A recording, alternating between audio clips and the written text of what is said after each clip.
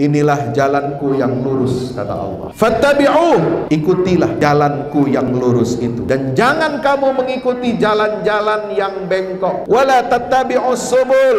Kalau ada jalan yang lurus, jalan Islam, jangan ikuti jalan-jalan paham-paham lain di luar Islam. Kenapa? Karena itu akan menyebabkan kalian tercerai-berai, hanyut dan tenggelam, tidak bisa selamat dari jalan Allah Subhanahu wa ta'ala. Inilah wasiat Allah kepada kita semua, kepada kalian, kata Allah Ta'ala, supaya kalian bertakwa kepada Allah. Nah, ini tantangan umat Islam. Musuh-musuh Islam menghendaki kita menjauh dari jalan yang lurus. Mereka tidak senang kalau umat Islam ini istiqamah dengan ajaran agamanya. Mereka tidak senang kalau umat Islam ini mengikuti sunnah nabinya. Mereka tidak senang kalau umat Islam ini bermakmum kepada Al-Quran, berittiba kepada Rasulullah Sallallahu Alaihi Wasallam, dan mengikuti fatwa-fatwa ulama yang ar-rasikhuna fil ilm. Mereka akan terus-menerus menjauhkan umat Islam dari jalan yang lurus dengan menawarkan jalan-jalan lain selain Islam. Yabghunaha iwaja. Mereka menginginkan jalan Islam itu yang lurus dirubah arahnya menjadi bengkok. Maka kita harus hati-hati sebagai orang tua, sebagai tokoh masyarakat, sebagai pemangku agama, pemangku adat di negeri yang kita cintai ini. Banyak upaya-upaya untuk menjerumuskan, untuk membelokkan umat Islam ini dari jalan yang lurus. Berbagai macam stigma mereka ciptakan, berbagai macam sab mereka sematkan atau tempelkan kepada umat Islam, supaya umat Islam ini alergi dengan ajaran agamanya sendiri. Ini tantangan yang harus kita hadapi. Umat Islam tidak boleh lemah. Wala tahinu wala tahzanu wa antumul a'launa in kuntum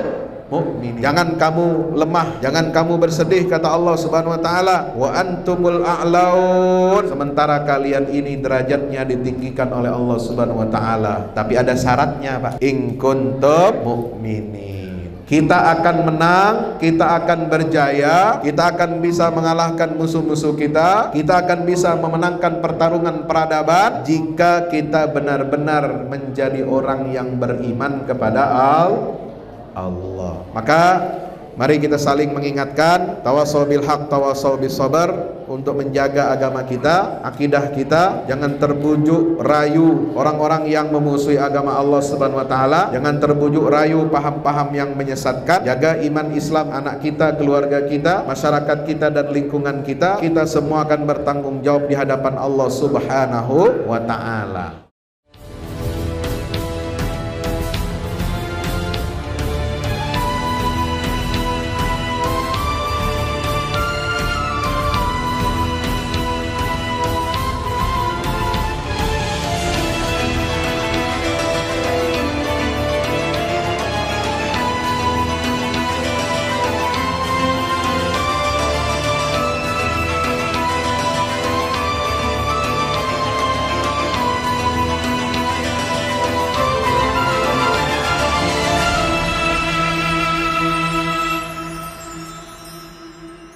Bismillahirrahmanirrahim. Assalamualaikum warahmatullahi wabarakatuh.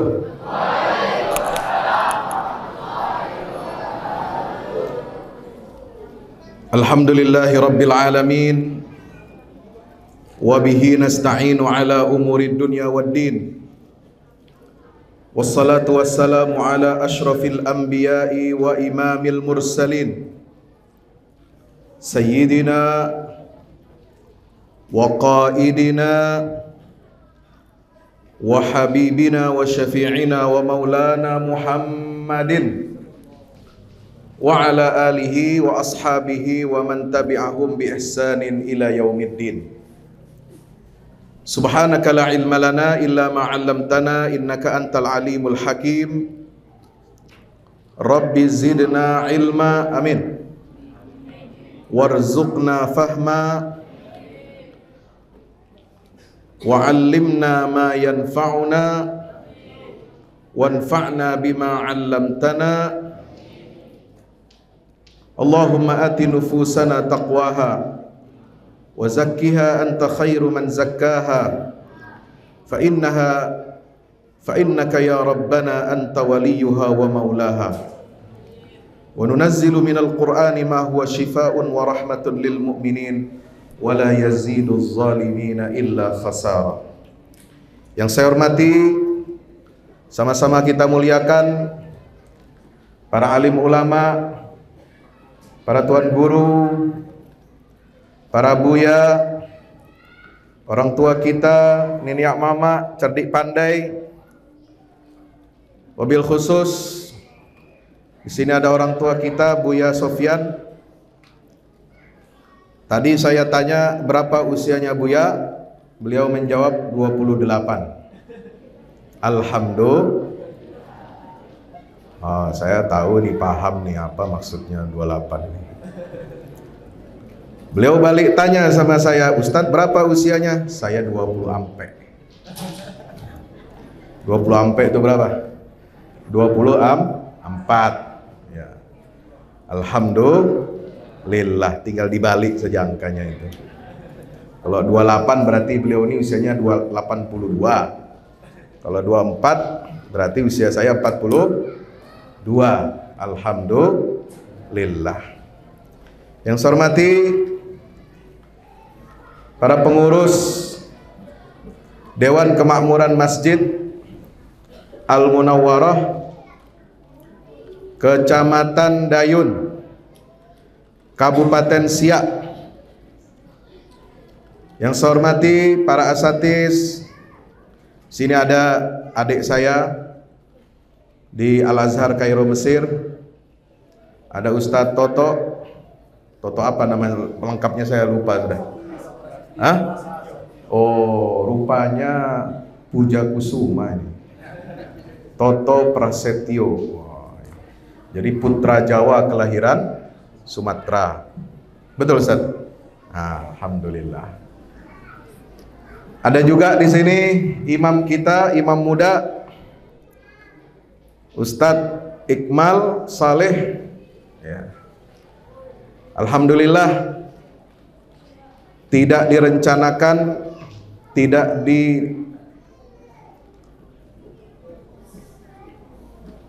disetting sedemikian rupa. Ternyata kata beliau, saya pernah berjumpa dengan Ustadz. Perasaan saya tak pernah jumpa. Memang begitulah kalau Ustadz ya. Jamaah jumpa Ustadz, tapi Ustadz tak pernah jumpa jamaah. Karena repot menghafal satu-satu orang ini ya. Itu beliau ini pernah di Pare, Kediri ya, kota Inggris. Jadi kalau mau belajar bahasa Inggris, datang ke Jawa Timur, kota Kediri, ada di situ distrik kecamatan namanya Pare. Situ semua orang cakap bahasa Inggris. Ya, dari semua wilayah Indonesia. Mau masuk perguruan tinggi, mau dapat lulus apa namanya itu? Syarat dapat sertifikat TOEFL bahasa Inggris ke luar negeri, atau untuk ngurus pekerjaan syaratnya ada TOEFL. Disitulah orang-orang itu belajar dari seluruh Indonesia di kota Pare, kota Inggris. Di sana dulu yang justru memulainya itu adalah seorang kiai. Seorang kiai di kota Pare, dia mengajarkan bahasa Inggris, lalu kemudian kampung itu semuanya bisa bahasa Inggris. Bukan hanya bisa bahasa Inggris, tapi jadi justru pusat pendidikan dan pengajaran bahasa Inggris di Indonesia yang terkemuka. Alhamdulillah. Yang kecil saya tak bisa sebut nama, yang besar saya tak bisa himbaukan gelarnya. Mudah-mudahan jamaah hadirin hadirat, santri-santri laki-laki maupun perempuan, anak-anak kita semuanya, mudah-mudahan yang hadir di majelis ini senantiasa kita diberkati, diridhoi oleh Allah Subhanahu wa taala. Amin ya rabbal alamin.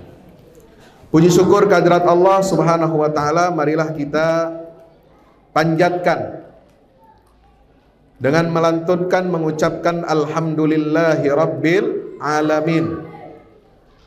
Segala puji bagi Allah, Tuhan seluruh alam semesta, Tuhannya orang-orang barat, Tuhannya orang-orang timur, yang hidup di selatan, yang hidup di utara, yang hidup di kutub utara, yang hidup di kutub selatan.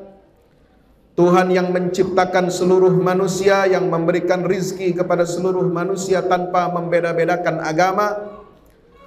Tuhan yang hanya menurunkan satu agama yang diridhai oleh Allah Subhanahu wa ta'ala, yaitu agama untuk menjadi agama yang menjadi rahmat, kasih sayang bagi seluruh alam semesta. Alhamdulillah. Kenapa saya sebut Tuhan seluruh bangsa? Kenapa saya sebut Allah itu Tuhan seluruh manusia tanpa membeda-bedakan agama? Karena Allah yang memberikan rizki kepada kita semua. Apakah dia orang beriman? Apakah dia orang kafir? Apa dia orang munafik? Orang fasik? Semua rata diberikan karunia rizki nikmat dari Allah Subhanahu wa ta'ala. Jadi Allah itu Tuhan seluruh manusia, pencipta seluruh manusia, pemberi rizki seluruh manusia.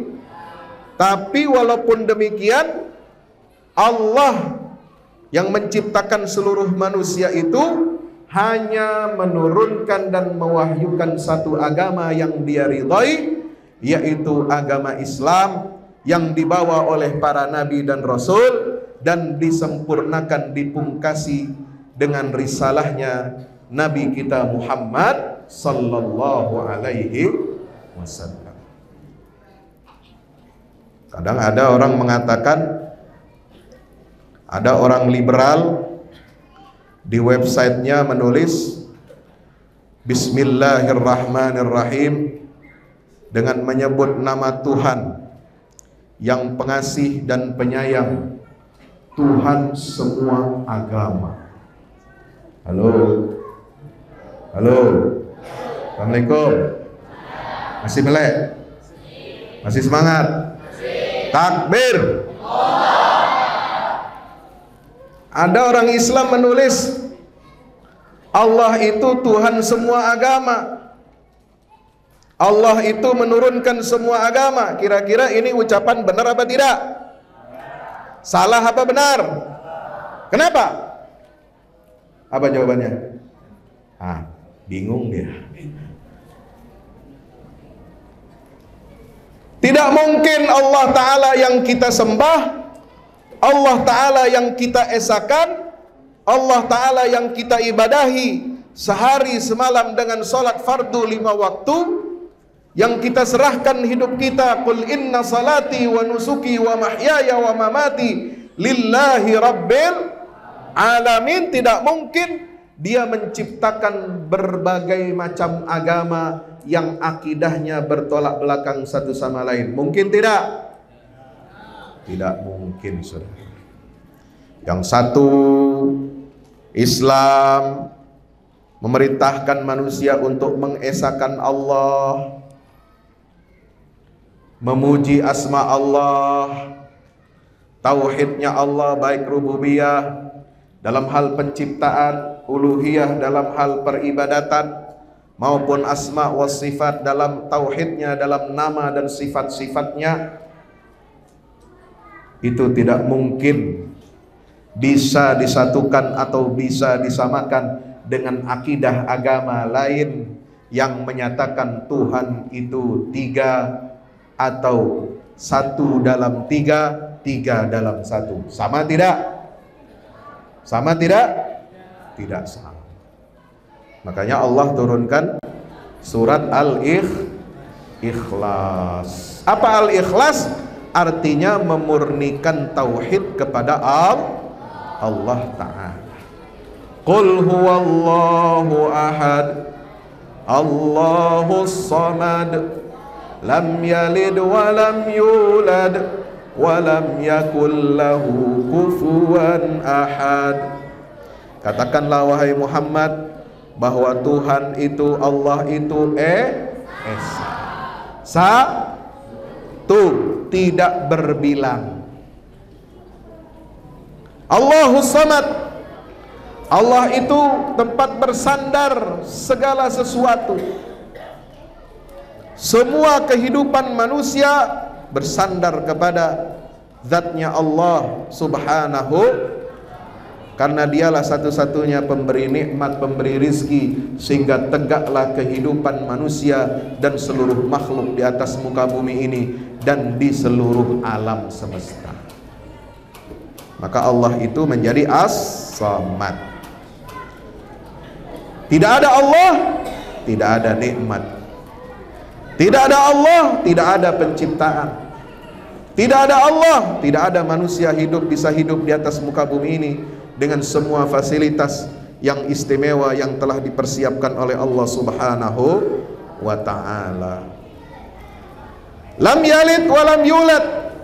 Dia tidak beranak dan tidak pula diperanakkan. Alhamdulillah. Mari kita berzikir tauhid. Mari kita berzikir kalimat tauhid, la ilaha illallah. La ilaha illallah, la ilaha illallah, la ilaha illallah, ma lana rabbun siwa. La ilaha illallah, la ilaha illallah, la ilaha illallah, ma lana rabbun siwa. La ilaha illallah, la ilaha illallah, la ilaha illallah, ma lana rabbun siwa. Tidak ada Tuhan kecuali Allah. Inilah kunci tegaknya kehidupan manusia. Kunci kita untuk masuk ke dalam surganya Allah. Kunci kita untuk mendapatkan ridhonya Allah Subhanahu wa ta'ala. Maka kita hadir di majelis ini adalah dalam rangka menguatkan keimanan dan ketauhidan kita kepada Allah Ta'ala, insya Allah. Hadirin yang dimuliakan Allah Subhanahu wa ta'ala, mari kita bersalawat salam untuk junjungan kita baginda Rasulullah Muhammad sallallahu alaihi wasallam serta seluruh keluarga, para sahabatnya. Mudah-mudahan tercurah limpahkan untuk kita semua pengikutnya hingga yaumil qiyamah. Amin. Ya Allah ya Rabbal Alamin. Alhamdulillah, malam hari ini Allah takdirkan saya dapat berjumpa bersilaturahim dengan kaum muslimin dan muslimat di Kabupaten Siak, Kecamatan Dayun ini dalam rangka roadshow dan safari dakwah selama 5 hari. Sudah dimulai hari Sabtu yang lalu, dan malam ini adalah malam yang terakhir saya insya Allah roadshow safari dakwah di Provinsi Riau. Dan ini adalah mudah-mudahan menjadi miskul khitam, wa khitamuhu miskun, wa fi dzalika falyatanafasil mutanafisun. Khitam itu artinya penutup botol. Penutup botol minuman-minuman yang ada di dalam surga itu, penutup botolnya itu dari harum-haruman dari minyak misik. Tahu minyak misik? Pernah pakai?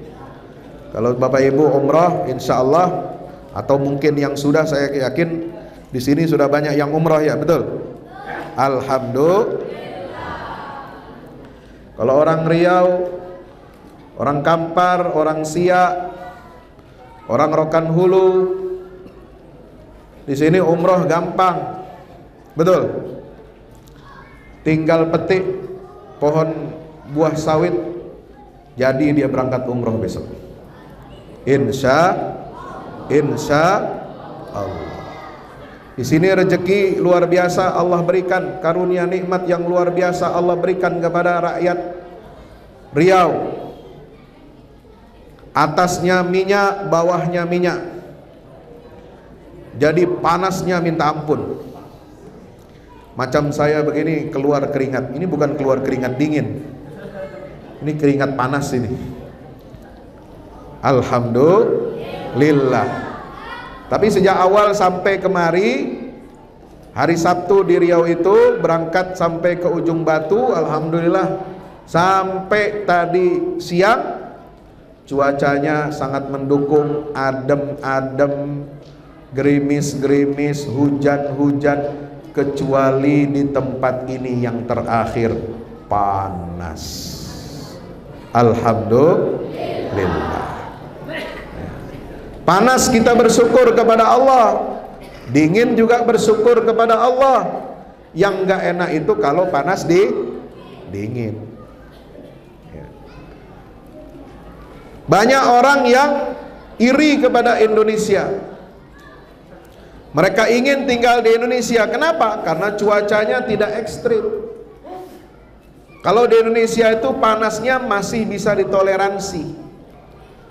Tapi kalau panasnya di Timur Tengah, panasnya di Australia, panasnya di Afrika, itu lebih dari 40 derajat Celcius. Apalagi kalau puncaknya musim panas, bulan Juli, Agustus, September, itu bisa mencapai 46 bahkan sampai 50 derajat Celcius. Kalau musim dingin, dinginnya luar biasa. Mulai dari bulan Desember, Januari, Februari, Maret, itu puncak musim dingin, orang kegigilan. Bahkan ada musim dingin yang ekstrim. Tahun lalu saya ke Turki bulan Maret, akhir Maret mestinya sudah tidak ada salju, tidak ada badai salju, tetapi salju masih turun deras dan cukup banyak. Bahkan di bulan Februari, bulan di Turki tahun ini, itu salju di Turki itu sangat ekstrim, menutupi jalan raya sampai bandara ditutup selama beberapa hari. Alhamdulillah, itulah Allah berikan setiap tempat, setiap negeri berbeda-beda musim dan cuacanya. Dan hanya Indonesia kita bisa pakai pakaian yang tipis, tidak perlu tebal-tebal. Alhamdulillah. Mau bulan Januari sampai Desember kita pakai pakaian yang sedang-sedang saja, tidak tipis, tidak juga tebal. Inilah keutamaan negeri Katulistiwa, Zamrud Katulistiwa yang membentang dari Sabang sampai Merauke. Dan kalau kita sebut Merauke, sekarang harus kita perlebar lagi dari Merauke sampai Maroko, insya Allah. Bapak-bapak yang senang nonton bola, siap-siap malam ini ya. Habis tablik akbar cepat-cepat tidur, niat bangun malam tahajud. Woi, betul tahajud tapi sambil nonton bola. Kira-kira tahajudnya sah tidak itu? Sah itu? Sholat tahajud nonton bola? Tidak sah. Perhatiannya kemana-mana ya. Kalau tahajud, tahajud ya, jangan sambil nonton bola. Sama, tidak sah. Kalau seorang pemain bola hafal Quran, bacaannya bagus, nggak boleh dia jadi imam sholat. Kenapa? Lagi main bola kok sholat? Auratnya masih terbuka kan, lututnya masih nampak, itu nggak bisa dia sholat, belum menutup aurat. Jadi kalau ada yang bilang, kalau ada ustadz banyak hafalannya, bagus bacaannya, selama dia masih main bola, maka tidak sah dia jadi imam walaupun ustadz. Betul. Main bola kok jadi imam, gimana? Lagi main bola ya main bola. Jangan main bola sambil jadi imam sholat, saudara. Betul. Insya Allah kita doakan mudah-mudahan timnas Maroko menang. Amin. Ya Rabbal Alamin. Melawan Prancis. Prancis ini yang menjajah, negeri penjajah. Ya. Mereka di Maroko ini berhadap-hadapan sudah lama dengan Prancis. Sebelum masuk masa modern, sebelum masuk abad 20-21, Maroko sebagian warganya meskipun banyak yang berbahasa Prancis, tapi mereka ini orang asli Berber, orang asli Arab. Mereka orang Islam yang pertama kali menyebarkan cahaya Islam ke benua Eropa. Alhamdulillah. Sejak kapan? Sejak abad 8 Masehi. Tahun 711, Musa bin Nusair sebagai gubernur Bani Umayyah yang berpusat di Damaskus, dia sudah minta izin kepada khalifah yang ada di Damaskus untuk menyebarkan dan membawa Islam menyeberang dari Maroko masuk ke semenanjung Iberia yang ada di Spanyol. Alhamdulillah, Spanyolnya sudah dikalahkan oleh Maroko. Tidak cukup Spanyol yang dikalahkan, Portugal kemarin juga kita kalahkan. Alhamdulillah. Tentara Muslim dari tahun 711 Masehi masuk ke Spanyol, menaklukkan kerajaan-kerajaan Nasrani di sana sampai tahun 732. Gubernur Andalusia yang ditunjuk oleh Khalifah Bani Umayyah di Damaskus, yaitu Abdurrahman Al-Ghafiqi, beliau membawa pasukannya melesat menuju ke utara Spanyol dan masuk ke perbatasan Prancis. Tapi qadarullah, di perang yang disebut dengan Battle of Tours, Balatus Syuhada, pasukan Muslim tidak berhasil menembus wilayah Prancis. Mudah-mudahan apa yang dulu telah diusahakan oleh Panglima Abdurrahman Al-Ghafiqi tahun 732 kini bisa dilanjutkan oleh anak-anak muda, atlet-atlet pesepak bola dari Maroko, bisa menaklukkan dan mengalahkan Prancis malam ini. Amin. Ya Rabbal Alamin, insya Allah. Maka itu hadirin yang dimuliakan Allah Subhanahu wa taala, kita bersyukur kepada Allah, umat Islam masih diberikan kekuatan oleh Allah, baik di negeri kita maupun di negeri-negeri yang lain, baik di negeri yang mayoritas beragama Islam seperti Indonesia maupun di negeri-negeri yang umat Islamnya minoritas. Walaupun digencet, walaupun diintimidasi, walaupun diteror, walaupun disudutkan, walaupun distigmakan sebagai kaum teroris, kaum radikal, di negeri-negeri yang minoritasnya adalah Muslim, tetapi alhamdulillah Islam masih tetap berdiri tegak sampai hari ini, dan insya Allah akan terus berdiri tegak sampai hari kiamat. Amin ya Rabbal Alamin. Banyak cara musuh-musuh Islam untuk menghancurkan Islam ini, menyudutkan umat Islam, untuk menjauhkan umat Islam dari ajaran agamanya. Mereka ingin apa? Yasuddunan nasa an sabilillah wa yabghunaha iwaja. Itu bahasa Al-Quran. Mereka ingin menghalang-halangi manusia dari jalan Allah, dan mereka menginginkan jalan Allah itu yang lurus menjadi bengkok. Ya, jalan Islam itu lurus apa bengkok? Lurus. Ihdinas siratal mustaqim.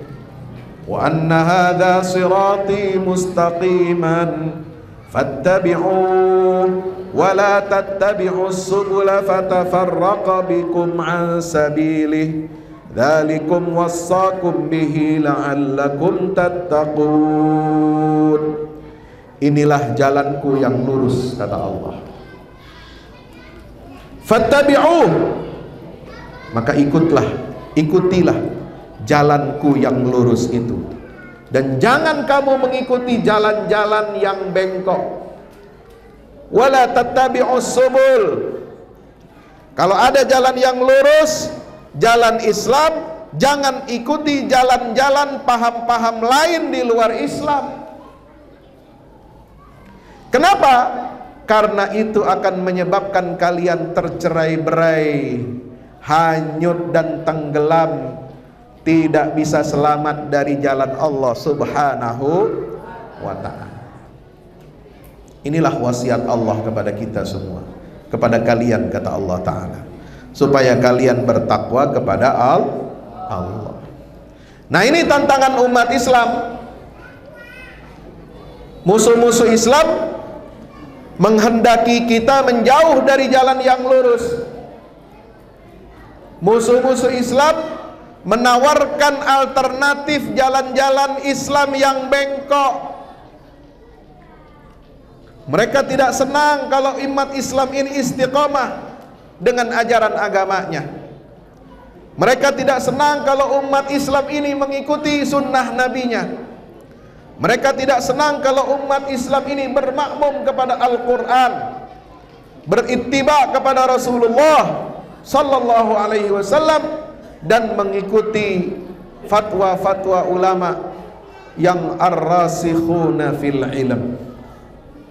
Mereka akan terus-menerus menjauhkan umat Islam dari jalan yang lurus. Dengan cara bagaimana?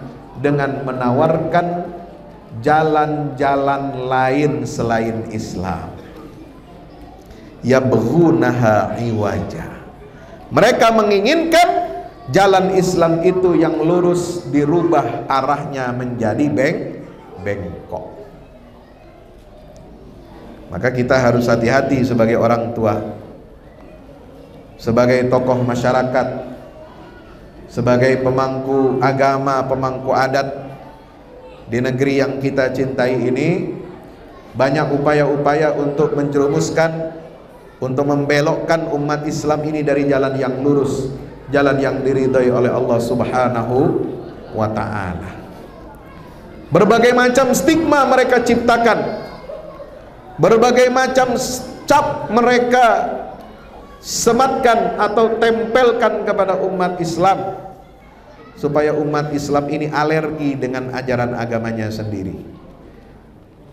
Diberi cap teroris, diberi cap radikalis, karena ada perilaku sebagian kecil oknum umat Islam yang terpengaruh ajaran sesat terorisme dan radikalisme, lalu kemudian mereka menggeneralisir, memukul rata kepada seluruh kaum muslimin. Hati-hati. Sudah ada banyak indikatornya, indikasinya, tanda-tandanya. Yang rajin beribadah ke masjid, hati-hati, itu katanya ciri kaum radikal. Yang berjilbabnya rapi, tertutup rapat, apalagi kalau pakai cadar, hati-hati, katanya itu kaum radikal. Padahal mazhab Syafi'i yang dipakai di negeri Yaman itu mewajibkan perempuan pakai cadar. Ya. Cuma mazhab Syafi'i yang di Indonesia saja agak longgar, tidak wajib cadar. Tapi kalau di negeri Yaman sana, habaib-habaib itu istrinya, santri-santrinya semuanya bercadar, wajib, bukan sunnah lagi, Bapak Ibu. Ya, kalau yang belajar di Yaman tahu itu mazhab Syafi'i itu. Ya. Di kita saja mazhab Syafi'inya agak longgar, tidak wajib. Bahkan ada yang menuduh kalau cadar itu adalah ciri kaum radikal. Nah, Hati-hati kalau ada jamaah yang pakai celana cingkrang katanya, pakai baju cingkrang, jidatnya hitam, jenggotnya panjang. Itu ciri tanda orang goblok katanya. Semakin panjang jenggotnya makin goblok katanya. Nauzubillah min zalik. Itu kan menghina ajaran sunnah Rasulullah. Kalau saudara nggak bisa tumbuh jenggotnya, jangan menghina orang yang berjenggot. Saya ini jenggotnya segini-gini aja, nggak bisa tebal, nggak bisa panjang. Mau diapain lagi? Ya? Nggak boleh kita menghina sunnahnya Rasulullah SAW. Kita upayakan bisa mengamalkan sunnah sesuai dengan kemampuan kita. Fattaqullaha mastata'tum.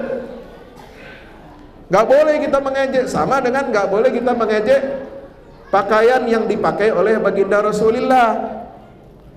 Pakai gamis, pakai jubah, pakai imamah, sorban. Dikatakan itu hanya adat budaya Arab. Betul, adat budaya Arab. Katanya juga itu pakaiannya Abu Lahab juga. Nah, Abu Lahab pakaiannya pakaian Abu Lahab. Kalau Rasulullah ya pakaiannya Rasulullah. Masa tidak bisa bedakan?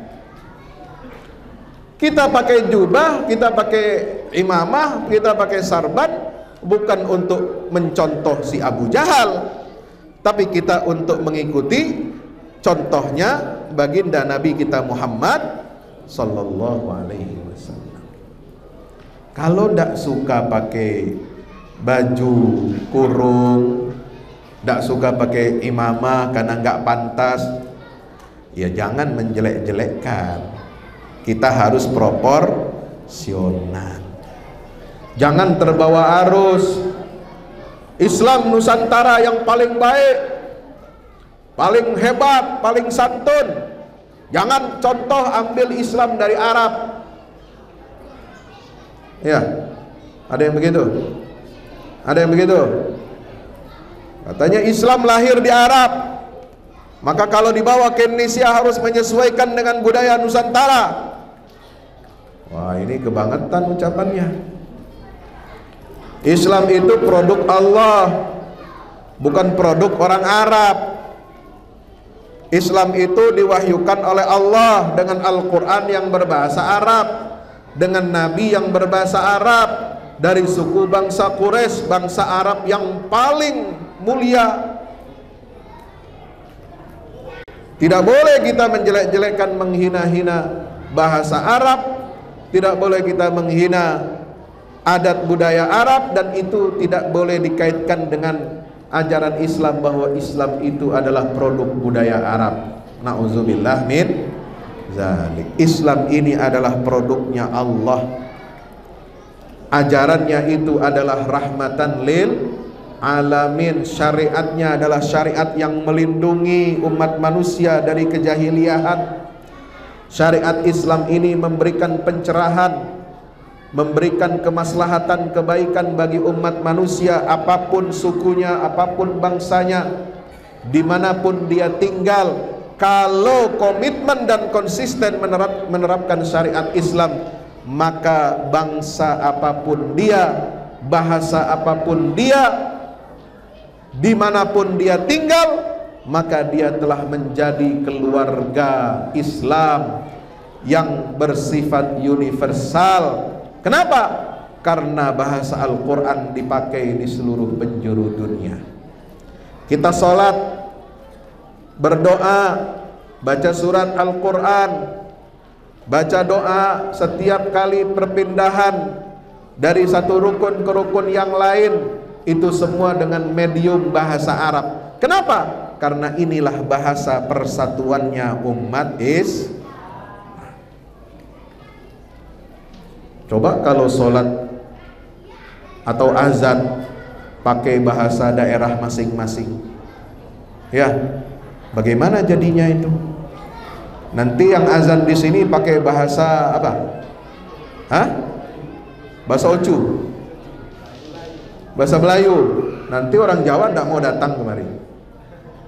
Itu bukan bahasa saya katanya.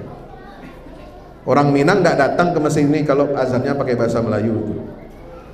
Ya, nauzubillah min dzalik. Tapi kalau dengar azan itu Allahu Akbar, Allahu Akbar, itu sudah bahasa Islam semuanya. Apapun sukunya, apapun bangsanya, apapun warna kulitnya, apapun bahasanya, kalau dia sudah mendengar Allahu Akbar, Allahu Akbar, asyhadu an la ilaha illallah, asyhadu an la ilaha illallah, dan seterusnya sampai akhir kalimat azan, itu menjadi tanda pemersatu bagi kita umat Islam. Kita sedang diseru, dipanggil oleh Allah Ta'ala untuk melaksanakan ibadah sholat 5 waktu. Jadi Islam ini agama yang universal. Tidak boleh kita jadikan agama ini semau dan selera kita masing-masing. Yang enak kita ambil, yang tidak enak kita buang. Syariat Allah ini tanggung jawab kita untuk melaksanakannya, untuk mematuhinya, dan untuk mewujudkannya secara kafah, meskipun harus bertahap, tidak bisa langsung jadi dalam sehari semalam. Alhamdulillah di Riau ini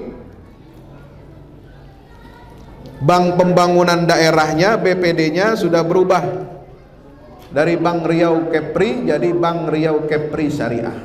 Alhamdulillah. Maka saya himbau Bapak Ibu semua, baik yang pedagang atau petani atau pekebun atau PNS dan lain sebagainya, wajib hukumnya untuk membuka rekening di bank syariah. Insya Allah wajib, Pak. Karena ini cara kita untuk mensiarkan agama Allah melalui ekonomi, melalui perbankan. Kalau umat Islam masih pakai rekening non syariah, bank konvensional, lalu bagaimana nasibnya bank syariah tidak ada nasabahnya? Sementara orang-orang barat, bahkan orang-orang Cina di Singapura, di negaranya sana di Cina, kemudian di mana lagi, Korea Selatan, di Australia, mereka berbondong-bondong untuk mendirikan bank syariah. Mereka berbondong-bondong untuk mengajukan proposal pembiayaan syariah, ya. Jadi bank syariah itu memberikan dana pembiayaan bisnisnya, ekonominya untuk orang-orang non-muslim. Kenapa? Karena umat Islamnya tidak melek ekonomi.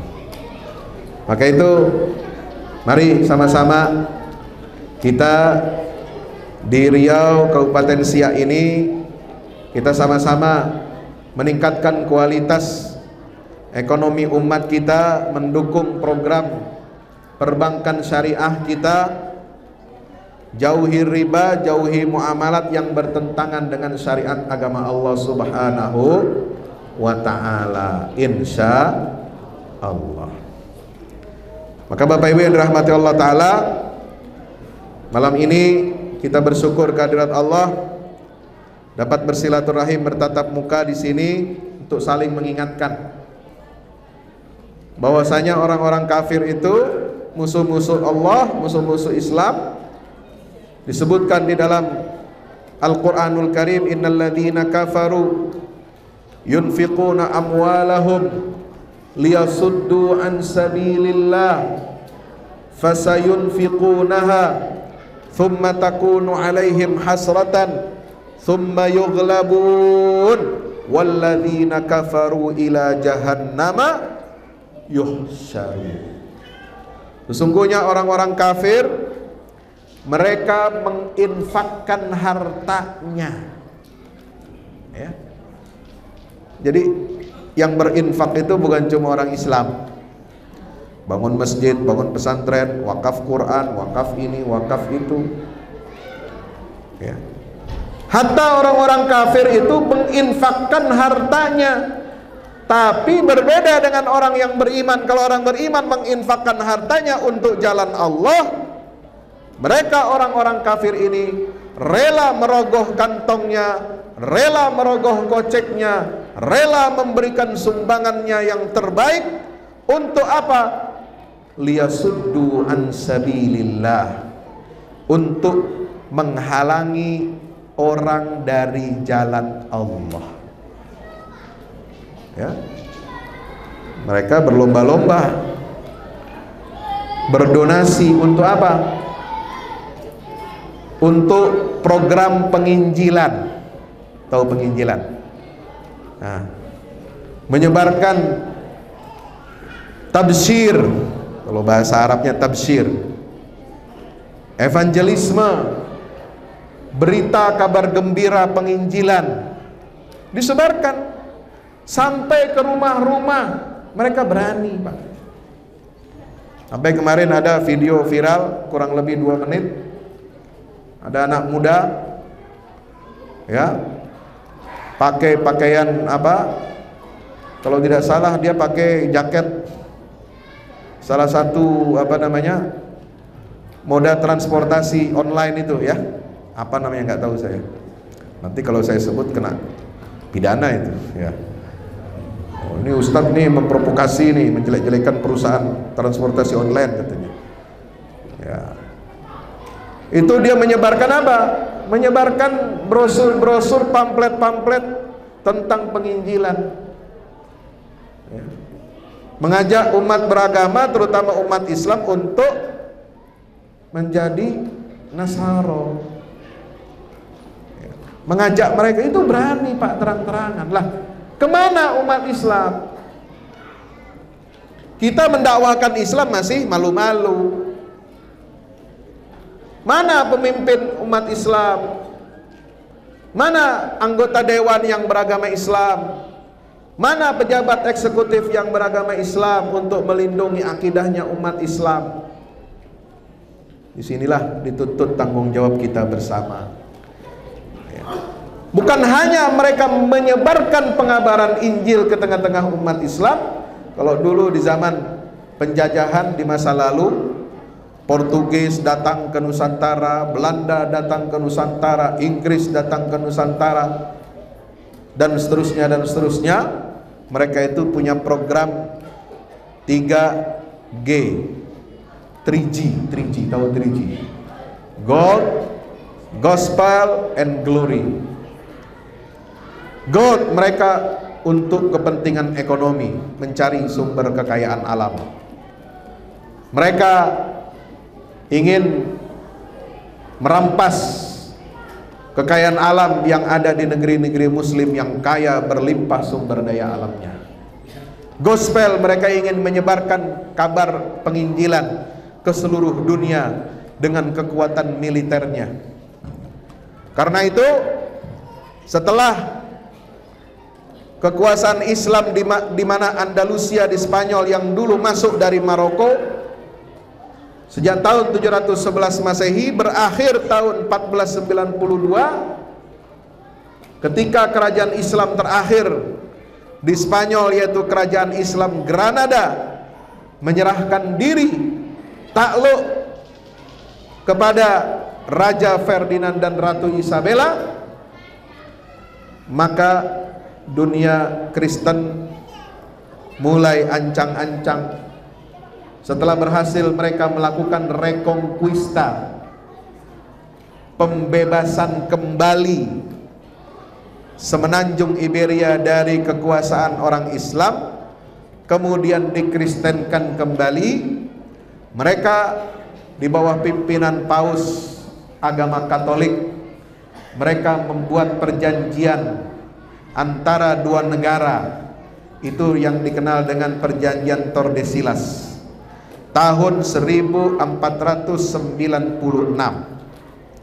Mereka membagi dunia ini menjadi dua. Belahan barat dunia diserahkan kepada kerajaan Spanyol, dan belahan dunia timur diberikan kepada Portugis. Untuk apa? Untuk melakukan penginjilan ke seluruh dunia dengan kekuatan militer mereka. Dengan armada laut, Maka lahirlah di situ pelaut-pelaut terkenal dari Spanyol seperti Columbus sampai ke benua Amerika, dari Portugis Alfonso, Vasco da Gama dan lain sebagainya, itu sampai ke Nusantara di sebelah timur.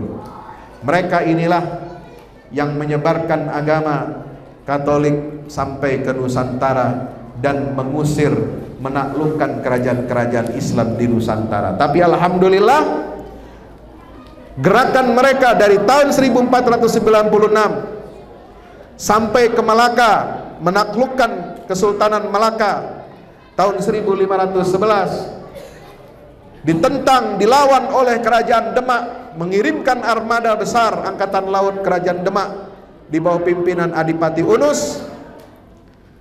Mereka akhirnya ingin melebarkan sayap lagi sampai ke Batavia, sampai ke Sunda Kelapa.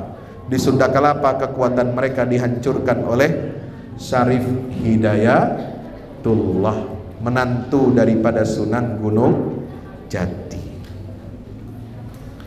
Mereka terusir dari Sunda Kelapa, pergi ke arah timur lagi sampai ke Maluku, ke Ternate, menguasai jalur perdagangan rempah-rempah, menguasai Banda Naira, dan mendapatkan perlawanan dari Raja Sultan Ternate dan Tidore di bawah pimpinan Sultan Babullah, sehingga mereka terusir tahun 1590 dari Kepulauan Nusantara. Tapi setelah itu datang lagi penjajah lain dari Eropa, Belanda, masuk ke Nusantara. Ini sama, polanya sama, alasannya sama, mencari kekayaan alam, mencari jalur rempah-rempah, menguasai monopoli perdagangan, dan juga menyebarkan agama Nasrani ke Nusantara. Bapak Ibu yang dirahmati Allah Subhanahu wa taala, ini tantangan yang harus kita hadapi. Umat Islam tidak boleh lemah.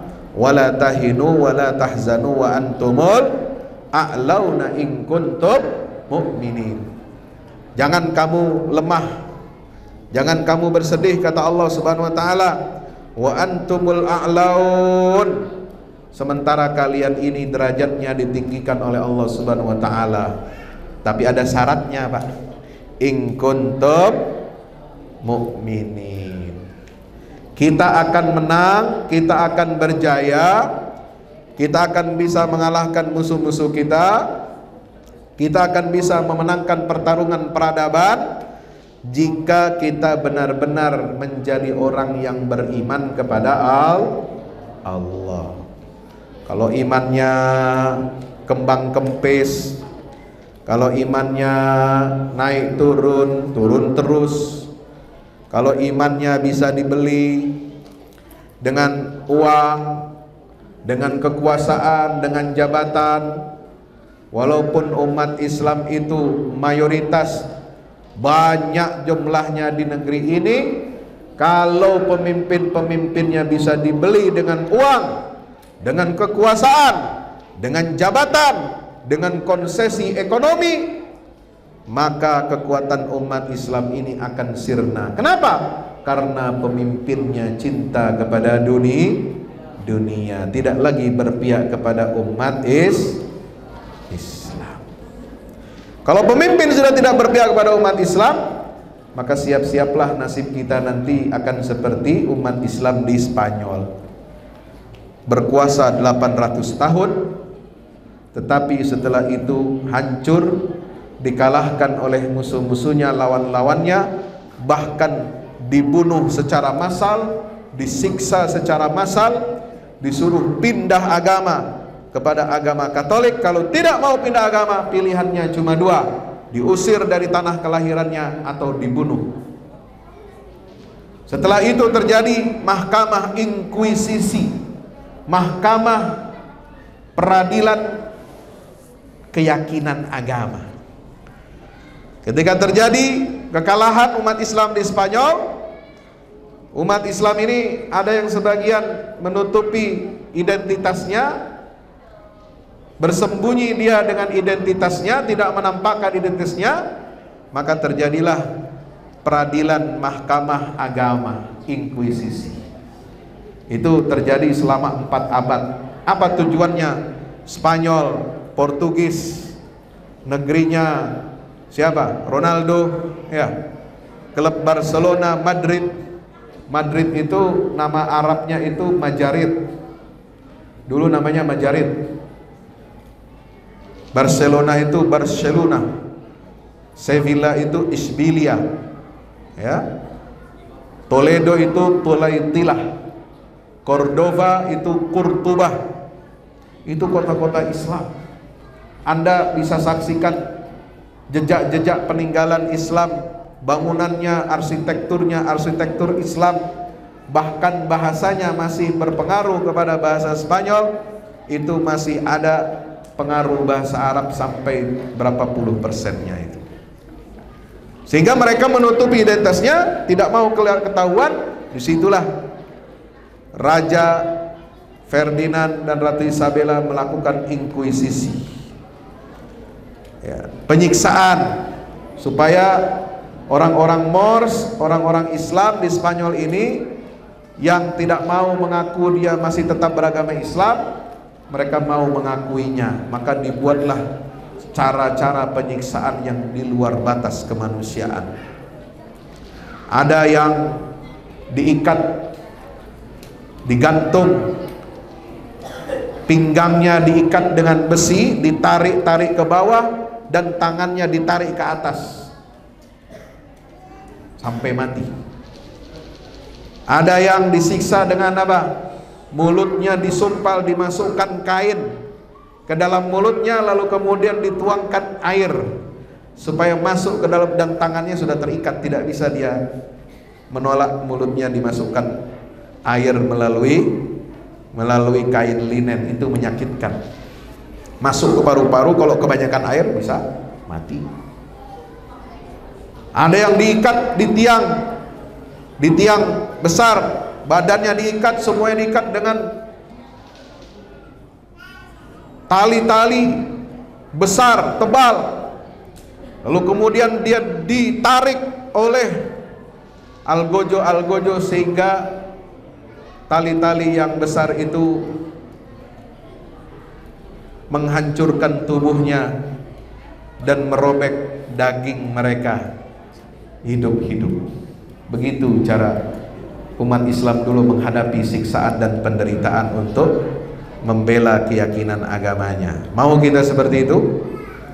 Mau tidak seperti itu? Filipina juga sama.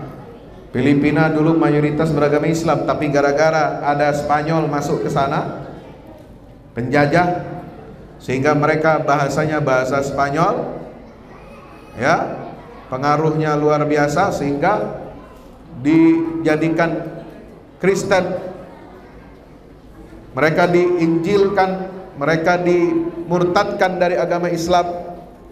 Maka berubahlah Filipina yang tadinya mayoritas 90% beragama Islam, sehingga sekarang tinggal Islam itu ada di hanya beberapa kepulauan saja. Hadirin yang dimuliakan Allah Subhanahu wa taala, maka mari kita saling mengingatkan, tawassaw bil haq, tawassaw bis sabar, untuk menjaga agama kita, akidah kita. Jangan terbujuk rayu orang-orang yang memusuhi agama Allah Subhanahu wa taala. Jangan terbujuk rayu paham-paham yang menyesatkan. Jaga iman Islam anak kita, keluarga kita, masyarakat kita, dan lingkungan kita. Kita semua akan bertanggung jawab di hadapan Allah Subhanahu wa ta'ala, insya Allah. Kita harus sampaikan kebenaran. Maka perlunya di sini ulama dan umara bersatu padu. Kalau umara tidak lagi mendengarkan nasihat para ulama, kalau umara lebih berpihak kepada uang, kekuasaan, dan jabatan, maka ini sangat berbahaya. Sehingga politik yang tadinya diurus oleh umara, diurus oleh penyelenggara pemerintah, maka mau tidak mau ulama harus turun gunung, insya Allah. Kenapa ulama harus capek-capek turun gunung? Bukan lagi mengurus santri, sudah mengurus pesantren sudah susah. Ini lagi dituntut untuk mengurus masyarakat. Kenapa? Karena pemimpin yang ada ini tidak bertanggung jawab, tidak berkomitmen untuk menjaga akidah, menjaga syariat, dan menjaga akhlak anak-anak bangsa kita. Ya. Maka ulama harus turun gunung. Nah, kemarin saya sebelum kesini di Bangkinang, ya, dipertemukan dengan Ketua Umum MUI Kabupaten Kampar, Buya Dr. Mawardi Saleh, ya, dan beliau minta doa restu. Katanya sudah keluar SK untuk beliau dimajukan sebagai calon anggota legislatif DPR RI Pusat dari Dapil 1 Provinsi Riau. Saya bukan kampanye ya. Halo? Saya bukan kampanye nih. Saya bukan kampanye untuk pilih beliau, bukan. Karena pemilu masih lama, 2024. Tapi tolong ingat-ingat ucapan saya malam ini sampai 2024. Betul? Kampanye juga ya Ustaz. Ya, kalau kita tidak gunakan suara kita untuk memilih orang-orang yang baik, orang-orang saleh yang mengisi di pemerintahan, yang mengisi di Dewan Perwakilan Rakyat, maka suara kita akan dimakan, diambil oleh orang jahat, oleh orang yang tidak bertanggung jawab, oleh orang yang punya uang, punya kuasa, tapi dia tidak punya agama. Agamanya uang, agamanya kekuasaan, agamanya ikut pesan sponsor oligarki, itu agamanya, walaupun dia beragama Islam. Ada yang begitu? Ada yang begitu tidak? Ada. Nah, yang begini ini jangan dipilih, saudara. Walaupun dia berikan, tebarkan amplop, tentu dengan isinya amplopnya ya. Ada yang 100.000, ada yang 200.000, jangan kita terima. Jangan kita terima, kita kembalikan. Kalau dia paksa kita terima juga, terima saja, bakar di depan dia amplop dan uangnya itu. Oh, mubazir Ustaz? Enggak mubazir, itu uang haram. Uang haram sama dengan, mohon maaf, rokok itu haram, betul? Kata orang yang ahli rokok, ahli hisab, karena ini barang haram Pak Ustadz, saya bakar. Tapi dihisapnya bakarnya itu, bukan bakarnya dibuang. Allah, astagfirullahalazim. Ya, kalau bakar alasannya ini barang haram, ya buang, jangan terus dihisap. Makin dihisap rokok yang dibakar makin enak katanya. Nah, ini penyakit. Maka sudah diingatkan oleh Menteri Keuangan Ibu Sri Mulyani. Wah, ini Ibu Sri Mulyani ini kadang-kadang ada betulnya juga, kadang-kadang ya. Dia bilang keluarga miskin di Indonesia menghabiskan uang 346.000 rata-rata per bulan untuk merokok. Halo? Halo? Keluarga miskin per bulan menghabiskan uang untuk beli rokok 346.000. 346.000 kalau dikali 12 bulan berapa itu? Ada berapa? Itu sudah berapa? Kalau 10 saja 3.460 tambah 3,5 berarti 700. 3.460 tambah 700 itu berapa? Itu 4 juta lebih setahun. Setahun 4 juta lebih sanggup untuk beli rokok, tapi untuk berkurban dia di hari Idul Adha tak sanggupnya dia itu. Ada yang begitu? Nah, jadi jangan ya. Insya, hentikan itu semua karena bebannya berat. Beban pemerintah untuk bayar BPJS berat, kasihan pemerintah itu Pak. Kadang-kadang perlu kita bantu juga pemerintah. Betul? Ya. Jangan kita habiskan uang kita untuk hal-hal yang mudarat, yang merugikan kita semua. Lebih baik kita sisihkan, kita tabung untuk ibadah kepada Allah, dengan kita persiapkan tabungan kurban, insya. Maka di Masjid Al-Munawwarah ini saya himbau untuk membuka tabungan kurban buat jamaahnya, insya Allah.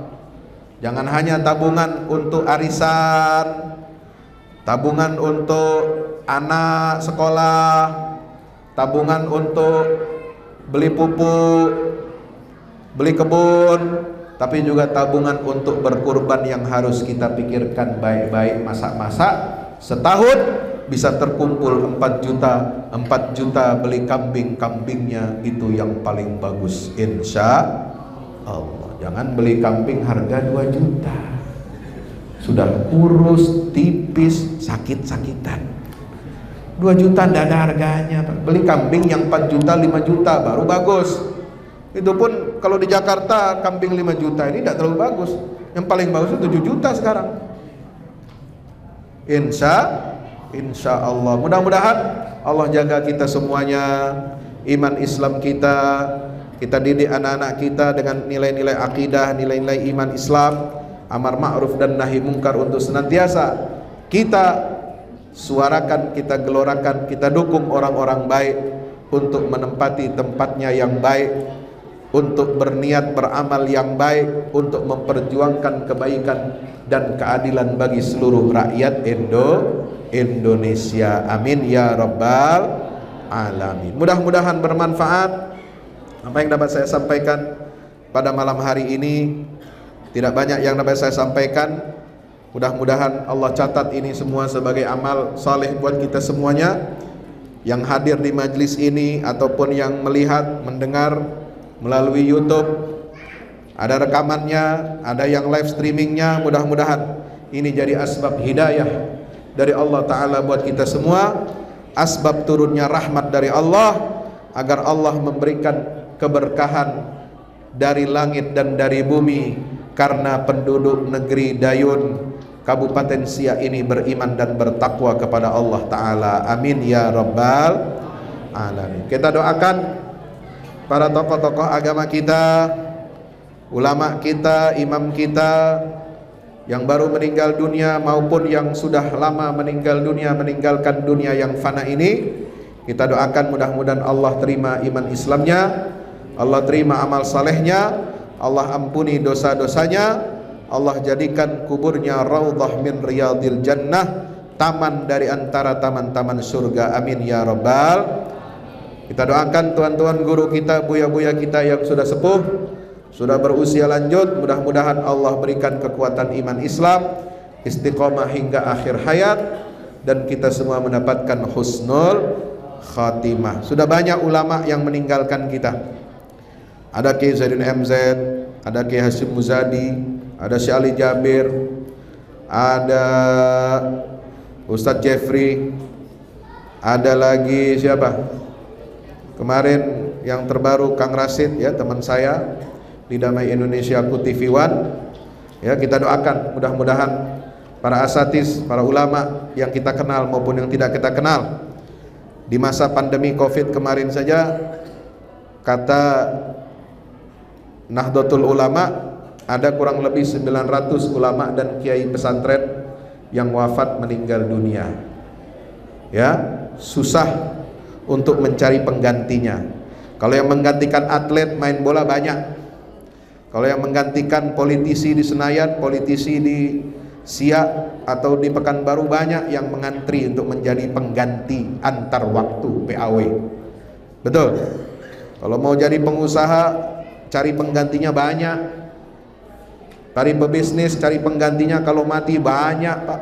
Tapi kalau ulama, cari penggantinya ini nggak gampang. Pendidikannya perlu bertahun-tahun, perlu mujahadah, perlu pendekatan ataupun metode yang khusus untuk mencetak dan melahirkan ulama-ulama yang rabbani, ulama-ulama yang bertanggung jawab kepada umat dan di hadapan Allah Subhanahu wa ta'ala. Kita doakan Mudah-mudahan alim ulama kita yang telah pergi mendahului kita semuanya diberikan rahmat, diberikan maghfirah dari Allah Ta'ala, keluarganya diberikan kesabaran, dan mudah-mudahan lahir terus calon-calon penerus ulama-ulama kita sehingga dapat membimbing umat ini ke jalan yang lurus yang diridhai oleh Allah Ta'ala. Amin ya rabbal ala hadhihi niyya wa kulli niyatin salihah. Al-Fatihah.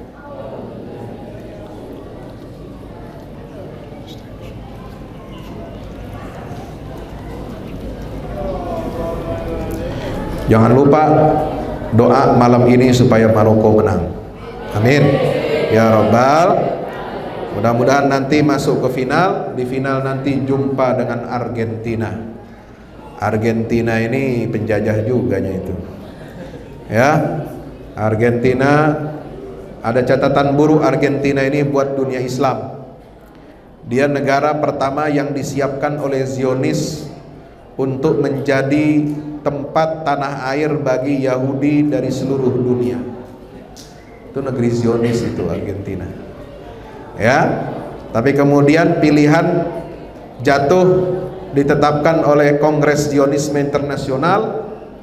Argentina itu alternatif kalau Palestina tidak diberikan oleh Sultan Khalifah Amirul Mukminin dari Kesultanan Ottoman Turki yang ada di Istanbul.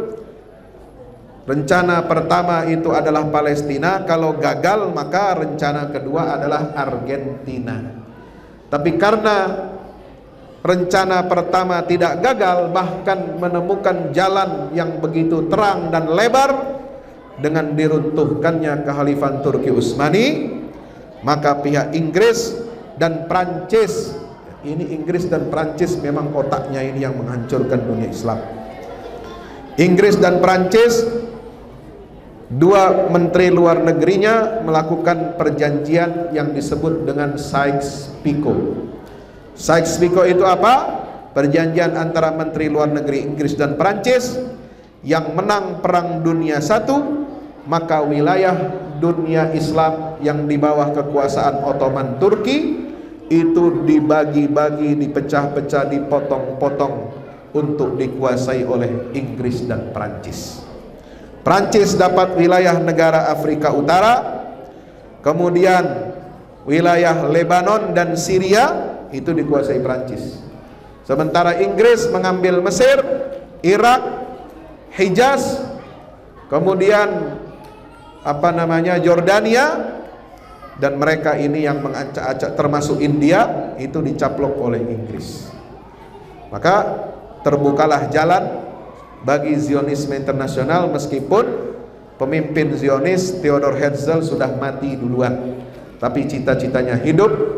Ada yang melanjutkan, ada kekuatan dana yang besar luar biasa untuk menghancurkan umat Islam, berhasil, sehingga bumi Palestina akhirnya jatuh ke tangan Israel, diproklamasikan tahun 1948. Timnas Maroko yang kita dukung malam ini adalah tim kekuatan negeri muslim yang sejak dulu membela perjuangan umat Islam di Palestina dan Baitul Maqdis. Ketika negara-negara barat, tentara salib menguasai menjajah Yerusalem, Baitul Maqdis, Sultan Salahuddin Al-Ayyubi ingin membebaskan Baitul Maqdis. Dia minta kepada raja-raja di negeri-negeri Islam untuk mengirimkan pasukan terbaiknya. Maka dikirimlah oleh pemimpin Maroko pada saat itu, Abu Ya'qub Al-Mansur, ribuan tentara dari Maroko untuk ikut dalam pasukannya Salahuddin Al-Ayyubi dalam perang Hittin untuk membebaskan Masjidil Aqsa.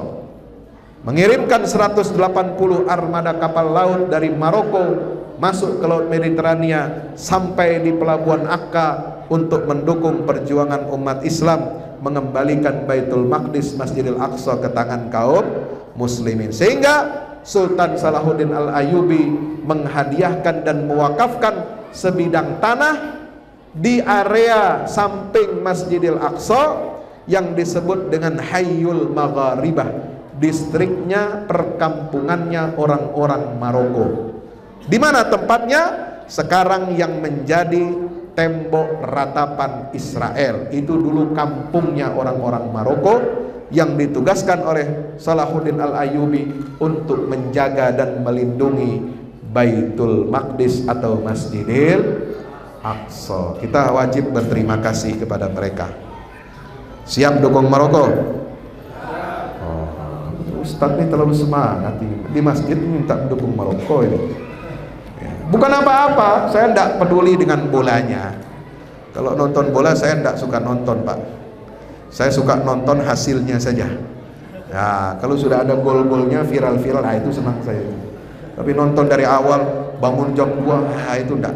Saya enggak terlalu suka. Tapi ini bukan sekedar nonton, bukan sekedar bolanya, tapi nilai-nilainya yang ada dalam sejarah. Mereka ini yang mengangkat derajat orang Islam di pentas dunia dalam sepak bola, bisa mengalahkan Spanyol, Portugal yang dulu mereka menghancurkan kekuatan Islam di Eropa. Mudah-mudahan nanti bisa mengalahkan Prancis dan di final bisa mengalahkan Argentina, negeri tempat pertama Zionis akan mendirikan negara bagi leluhur mereka.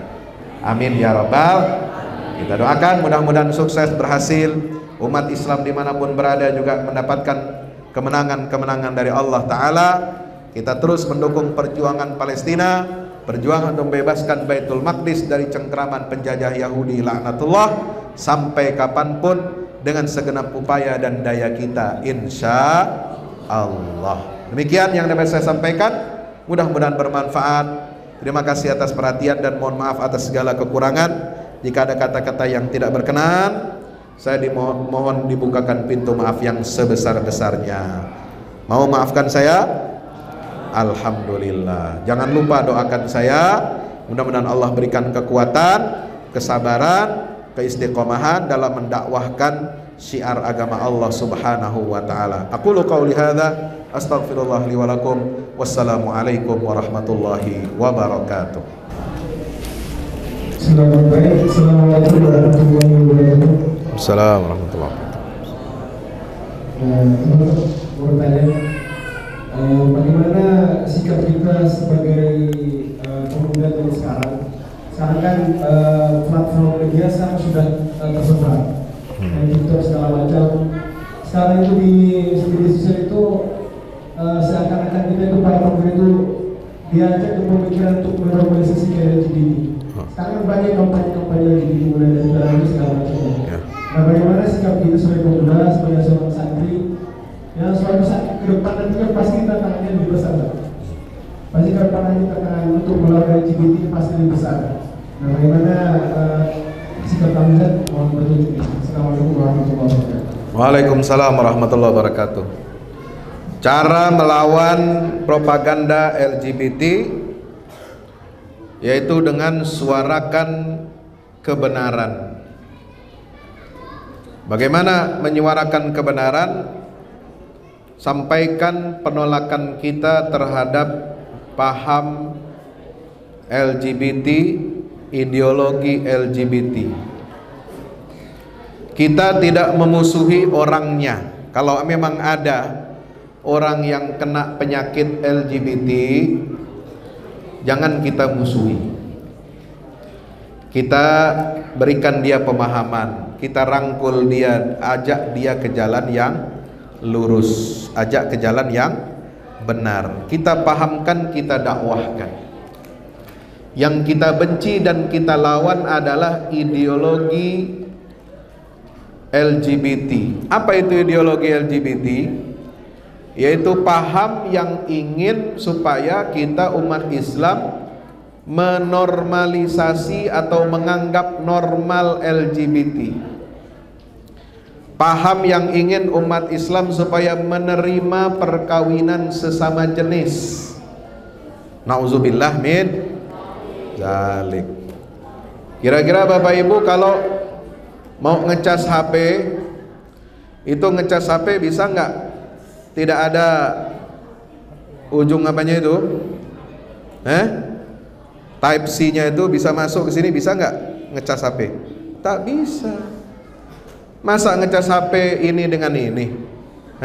Lubang dengan lubang? Tidak bisa. Atau sama-sama type C-nya disambungkan, ya enggak bisa. Apa yang mau diisi? Ya, jadi LGBT ini adalah ideologi yang ingin menghancurkan umat manusia, ingin melakukan depopulasi umat manusia supaya umat manusia ini punah. Ya. Umat Islam, umat manusia ini punah.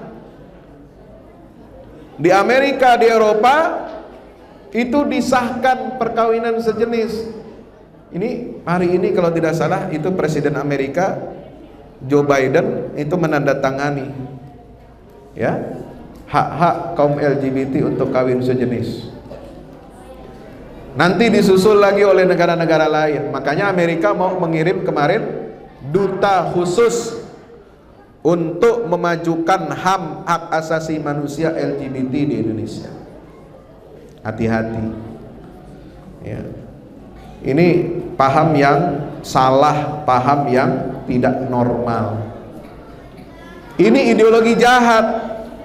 Ingin memunahkan umat manusia, ingin menghancurkan umat manusia, ingin memutarbalikkan fitrah manusia dengan dalih sains, dengan dalih teknologi, dengan dalih hak asasi manusia. Maka tugas dan kewajiban kita sebagai anak-anak muda, santri-santri adalah suarakan penolakan terhadap ideologi LGBT. Gunakan gadget kita, HP kita, media sosial kita untuk menyuarakan penolakan tersebut. Siap? Siap? Insya Allah. Ya. Jadi jangan diam saja. Nanti kalau kita diam saja, tidak ada penolakan, tidak ada suara dari umat Islam, tidak ada suara dari anak-anak muda Islam, anak-anak milenial, generasi X, Y, Z, dan Alpha. Banyak kali generasi ini Pak Ustadz. Iyalah. Ini anak santri yang umurnya belasan tahun ini dia generasi generasi alfa sekarang. Ya. Saya generasi milenial terakhir. Ya, maksud peralihan dari kolonial ke milenial. Ya, kalau dia usia 50 itu generasi kolonial namanya. Tahun usianya 50 tahun. Kalau 42 seperti saya ini masih masuk milenial, tapi milenial akhir. Ya, milenial awal paling tua. Ini orang tua milenial, ini saya, orang tua milenial. Karena yang lebih muda itu sudah bukan milenial lagi. Dia masuk generasi-generasi yang baru. Nah, ini harus kritis. Jangan sampai akal pikiran generasi-generasi muda ini lalu dicekoki paham-paham liberalisme, paham-paham LGBT, mendukung mereka dengan alasan itu hak asasi manusia, tubuh saya milik saya, jangan ada campur tangan keluarga, agama, dan negara untuk menghalangi saya memilih orientasi seksual saya. Nauzubillah min. Tidak bisa manusia mengatakan tubuh saya milik saya. Tubuh lu milik Allah. Tubuh kita ini milik Allah. Siapa yang menciptakan tubuh kita? Allah. Siapa yang menciptakan jantung kita, paru-paru kita, sistem pernapasan, sistem darah yang mengalir di tubuh kita? Siapa yang menciptakan kelamin kita? Allah. Bisa kita menciptakan alat fungsi-fungsi organ tubuh kita sendiri? Ada? Nggak bisa kita ciptakan sendiri. Orang tua bisa ciptakan jenis kelamin anaknya? Nggak bisa, Pak. Orang tua nggak bisa bikin jantung anaknya, nggak bisa bikin paru-paru anaknya, nggak bisa bikin mata, kepala, telinga, kaki anaknya, nggak bisa. Orang tua cuma tugasnya mempertemukan sunnatullah. Ada apa namanya? Sel telur bertemu dengan apa itu? Ya, itu yang ada sperma dari laki-laki. Itu saja tugas orang tua. Bertemulah. Selanjutnya Allah yang membentuk. Huwallazi yusawwirukum fil arham kaifa yasha. Dialah Allah yang memberi rupa dan bentuk manusia itu sebagaimana yang Dia kehendaki, termasuk jenis kelaminnya. Itu bukan ciptaan orang tua. Itu ciptaan Allah. Maka kita tidak bisa bebas menggunakan organ tubuh kita ini untuk mengikuti syahwat kehendak kita. Kita harus mengikuti kehendaknya Allah Subhanahu, mengikuti syariat Allah yang mengatur bagaimana kita menggunakan syahwat kita, kemaluan kita agar sesuai dengan kehendak Allah yang menciptakan tubuh kita. Wallahu a'lam bishawab. Pertanyaan kedua, kami minta untuk perwakilan dari ibu-ibu kalau ada. Ada ibu? Ibu-ibu ada yang bertanya? Tidak ada. Ya, cukup. Ya, sudah malam ini. Mohon maaf kalau kemalaman. Kalau tidak ada ibu, kami minta kepada Pak Ustaz untuk satu saja dari anak santri. Jadi ada dari santriwati, kalau ada satu pertanyaan. Ada? Ya, sudah paham semua? Ya, nanti besok harus ada ujiannya itu. Apa yang didengarkan malam ini ya. Baik, mari kita tutup dengan kita membaca Sayyidul Istighfar. Hafal Sayyidul Istighfar? Tahu Sayyidul Istighfar? Allahumma, ayo baca. Allahumma anta rabbi la ilaha illa anta khalaqtani wa ana abduk wa ana ala ahdik wa wa'dika mastata'tu a'udzu bika min syarri ma sana'tu abu'u laka bi ni'matika alayya wa abu'u bi dhanbi faghfir li fa innahu la yaghfiru dhunuba illa anta. Alhamdulillahi rabbil alamin hamdan yuwafi ni'ama yukafi mazidah. ربنا لك الحمد ولك الشكر كما ينبغي لجلال وجهك وعظيم سلطانك. اللهم صل على محمد وعلى آله وصحبه أجمعين. ربنا تقبل منا إنك أنت السميع العليم وتب علينا يا مولانا إنك أنت التواب الرحيم. لا إله إلا أنت سبحانك إنا كنا من الظالمين. لا إله إلا أنت سبحانك إنا كنا من الظالمين. لا إله إلا أنت سبحانك إنا كنا من الظالمين. ربنا عليك توكلنا وإليك أنبنا وإليك المصير. ربنا اغفر لنا ذنوبنا وكفر عنا سيئاتنا وتوفنا مع الأبرار. ربنا اغفر لنا ولإخواننا الذين سبقونا بالإيمان ولا تجعل في قلوبنا غلا للذين آمنوا ربنا إنك رؤوف رحيم. ربنا افتح بيننا وبين قومنا بالحق وأنت خير الفاتحين. اللهم أرنا الحق حقا وارزقنا اتباعه وأرنا الباطل باطلا وارزقنا اجتنابه. ربنا لا تزغ قلوبنا بعد إذ هديتنا وهب لنا من لدنك رحمة إنك أنت الوهاب. ربنا آتنا من لدنك رحمة وهيئ لنا من أمرنا رشدا. ربنا آتنا في الدنيا حسنة وفي الآخرة حسنة وقنا عذاب النار. وصلى الله على عبدك ورسولك ونبيك محمد وعلى آله وصحبه وسلم. سبحان ربك رب العزة عما يصفون وسلام على المرسلين والحمد لله رب العالمين. أقول قولي هذا أستغفر الله لي ولكم والسلام عليكم ورحمة الله وبركاته.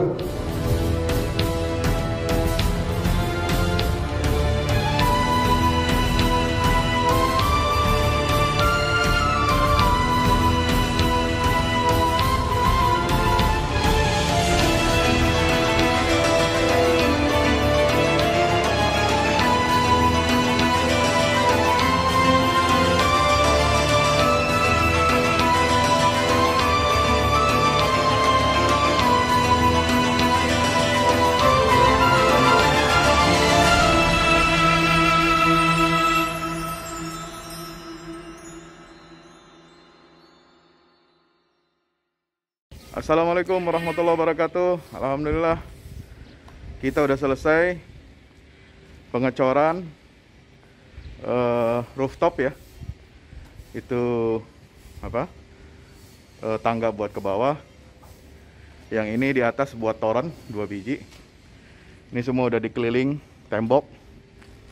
Ya, ini untuk lantai paling atas buat futsal, buat jemuran, buat apa, tanaman hidroponik juga ntar insya Allah ya. Terus support ya teman-teman. Alhamdulillah terus selesai pengecorannya semuanya ya. Ini progres kita terbaru Dan jadi buat olahraga, buat utilities ya, multiguna. Nah, kita turun sini semua. Ini lantai 3. Ini untuk asrama ya, untuk kamar-kamar, dan nah di situ musola. Nanti di situ musola ya.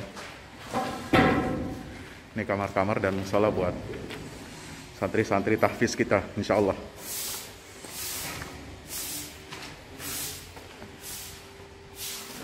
Nah, ini lantai 2 kita turun.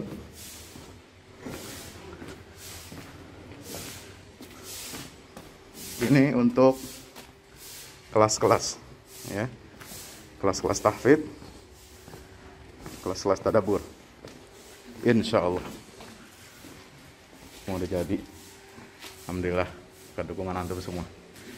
Nah, tinggal ke bawah di sini buat aula. Aula semua di sini ya. Mohon doanya terus. Mudah-mudahan berkah. Mudah-mudahan cepat jadi finishing. Kira-kira finishingnya ini butuh 1,5 M lagi ya. Mudah-mudahan. Al-Fatihah.